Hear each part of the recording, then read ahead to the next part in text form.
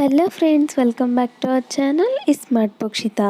ఈరోజు తెలుగువారికి ఎంతో ఇష్టమైన గోంగూర పప్పుని ఎలా ప్రిపేర్ చేసుకోవాలో చూద్దామండి.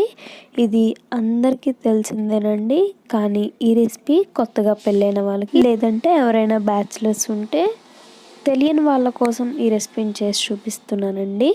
ముందుగా ప్రాసెస్లోకి వెళ్ళిపోదాం. ఒక బౌల్ తీసుకొని దాంట్లో 1 గ్లాస్ వరకు కందిపప్పును వేసుకొని 1కి 2 సార్లు శుభ్రంగా కడిగేసుకోవాలి.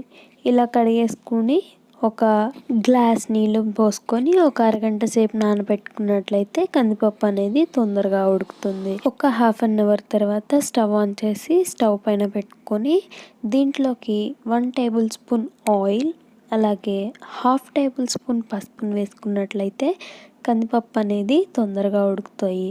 ఇది ఒక టిప్ అండి. ఇప్పుడు ఇది మొత్తంని కలిపేసుకొని కందిపప్పుని ఉడికించుకోవాలి. మధ్య మధ్యలో కలుపుకుంటూ ఉండాలి. ఈ పప్పు ఉడికేలోపు మనం దీంట్లోకి కావాల్సినవి కట్ చేసుకుందాం. ముందుగా దీంట్లోకి కావాల్సినవి ఒక టమాటా మీడియం సైజ్ది శుభ్రంగా కడిగేసి ముక్కలు చేసి పెట్టుకోవాలి. అలాగే ఉల్లిపాయ 1 సన్నగా కట్ చేసి పెట్టుకోవాలి. పచ్చిమిరపకాయలు కారంకి సరిపోయినన్ని. దీనిలోకి మెయిన్ ఇంగ్రీడియంట్ గోంగూర కదా. ఇప్పుడు గోంగూరని సగం కట్ట తీసుకోవాలండి. నేను చేస్తున్న క్వాంటిటీకి 1/2 కట్ట గోంగూర అయితే సరిపోతుంది. 1/2 కట్టని ఇలాగా ఆకుల్ని ఒలుచుకొని శుభ్రంగా కడిగేసుకోవాలి.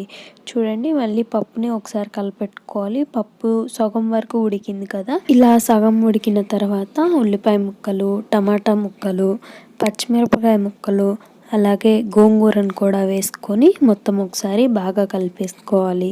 ఇది గోంగూర చాలా పుల్లగా ఉందండి, అందుకే నేను చింతపండును వేయట్లేదు. మీకు గోంగూర తగ్గట్టు మీరు పులుపు తగ్గట్టు మీరు వేసుకోండి. గోంగూర కానీ పుల్లగా ఉన్నట్లయితే చింతపండు అవసరం లేదు. ఒకవేళ గోంగూర పుల్లగా లేకపోతే కొంచెం చింతపండు అయితే వేసుకోండి. ఇలా వేసుకొని ముక్క మొత్తం పూర్తిగా ఉడికిపోయిన తర్వాత దీంట్లోకి 1 టేబుల్ స్పూన్ రాళ్ళ ఉప్పు, అలాగే 1.5 టేబుల్ స్పూన్ కారంని వేసుకొని మొత్తం బాగా కలిపేసుకొని ఒక 5 నిమిషాలు ఉడికించుకోవాలి. ఈలోపు తాలింపు కోసం ఒక బాండీ పెట్టి ఆయిల్ని వేసుకొని దాంట్లోకి చిటికెడు ఇంగువ, తాలింపు గింజలు, ఎండుమిర్చి, అలాగే మెంతిపిండి 1/2 టేబుల్ స్పూన్, ఎల్లిపాయలు 4 మొత్తంని వేసుకొని తాలింపు బాగా ఫ్రై అయిన తర్వాత స్టవ్ ఆఫ్ చేసుకొని ఉడికించుకున్న పప్పులోకి వేసేసుకోవడమే అండి. దానిపైన కొంచెం కొత్తిమీర కూడా వేసుకొని మొత్తం ఒకసారి బాగా కలిపేసుకొని ఇలా మ్యాషర్తో అయినా లేదంటే పప్పు గుత్తితో అయినా తీసుకొని మొత్తంని బాగా ఎనిపేసుకోవాలి. చూడండి, ఈ విధంగా ఎనిపేసుకోవాలి. మీకు కానీ ఇంకా మెత్తగా కావాలనుకుంటే ఇంకొంచెం మ్యాషర్తో ఎనిపేసుకోవచ్చండి.